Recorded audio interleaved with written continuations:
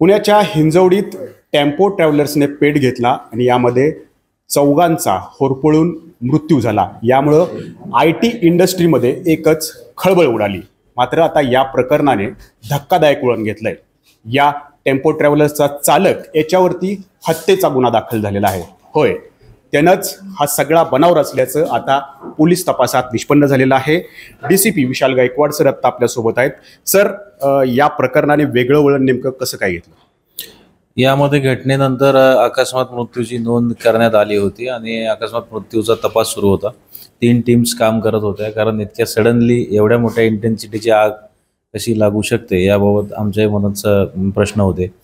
Investigation टीम्सनी जे काही break through आम्हाला दिले त्यावरून व्हेरिफिकेशन केलं गेलं आणि मग आरोपीच्या इंट्रोगेशनमध्ये आरोपींनी कबुली दिली, काही टेस्टिमोनीज मिळाल्या आणि मग हा घातपाताचा प्रकार उघड झालेला आहे। सर, नेमकं हे त्यानं एवढं कठोर कृत्य का केलेलं आहे? काय त्यामागची कारणं आहेत?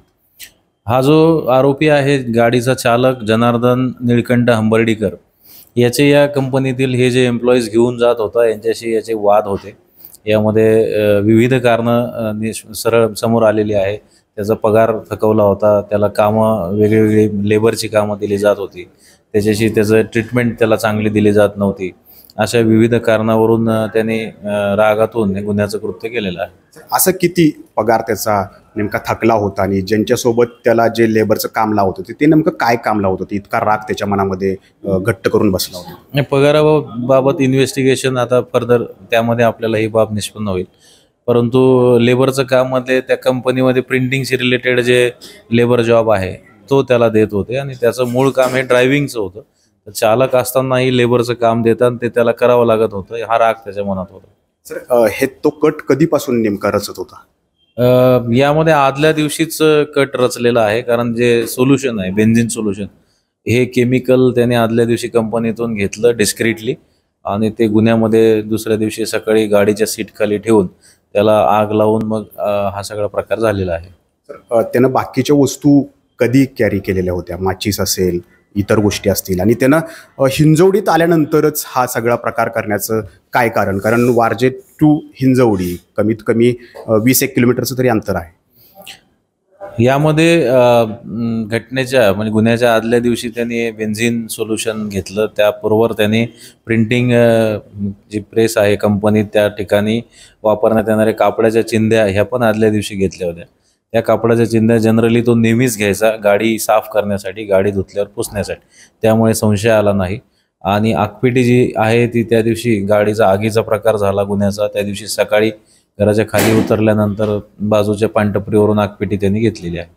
सर, ज्या पद्धतीनं हे सगळं त्यानं रचलेलं आहे आणि या प्रकरणामध्ये असंही निष्पन्न झालं की मागचं दार जे इमर्जन्सी एक्झिट डोअर जे होतं ते उघडलं नाही, तर त्यानं यामध्ये हा पण त्याचा कटाचा भाग होता की डोअर उघडलं नाही पाहिजे मागचं? ही बरोबर आहे, ही शक्यता आम्ही तपासून पाहत आहोत। ती गाडी पूर्णपणे जळालेली आहे, तपासामध्ये फर्दर इन्व्हेस्टिगेशनमध्ये बाब निश्चित होईल। सर, नेमकं जे गाडीतले 14 जण होते त्यातल्या कुणावरती त्याचा राग जो आहे तो होता? यामध्ये 3 लोक जे आहे जे पुढे बसलेले होते, त्या 3 लोकांवर त्याचा राग जास्त होता असं निष्पन्न झालेलं आहे सुरुवातीच्या तपासात। आता फर्दर इन्व्हेस्टिगेशन करत आहोत आणि तेच 3 लोक वाचले त्यामध्ये? ते वाचलेले आहेत 3 लोक।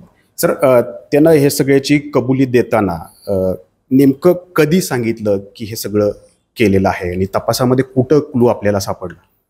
यामध्ये आज दुपारी कबुली आरोपीने दिलेली आहे आणि यामध्ये वेगवेगळे क्ल्यू, टेक्निकल क्ल्यूज इन्व्हेस्टिगेशन टीमला मिळाले, टेस्टिमोनीज मिळाल्या, त्यावरून आज दुपारी ही बाब निष्पन्न झालेली आहे। घटना झाल्यानंतर काही वेळातच आपल्याला अशा काही शंका निर्माण झाल्या होत्या आपल्या तपासामध्ये? हो, बरोबर आहे, त्या दृष्टीनेच इन्स्ट्रक्शन्स दिल्या होत्या आणि 3 टीम्स यावर काम करत होत्या। तर जो चालक आहे याचा, त्याचे या कंपनीतल्या अनेकांशी वाद होते। कंपनीनं दिवाळी बोनस दिला नव्हता, पगार थकवलेला होता, त्यासोबतच या टेम्पो ट्रॅव्हल्समध्ये त्याच्यासोबत रोज जे प्रवास करायचे ते त्याचं चालकाचं काम सोडून लेबरचं काम सांगायचे आणि हीच बाब त्याच्या मनामध्ये घर करून बसलेली होती। खरं तर या टेम्पो ट्रॅव्हल्समधल्या ज्या तिघांवरती त्याचा जास्त राग होता त्यांना जीवे मारण्याचं हे त्याचं सगळं नियोजन होतं, मात्र ते तिघे बचावले आणि अन्य 4 निष्पापांचा यामध्ये बळी गेला। नाजिम मुल्ला, ABP माझा, पिंपरी चिंचवड. ABP माझा, उघडा डोळे बघा नीट.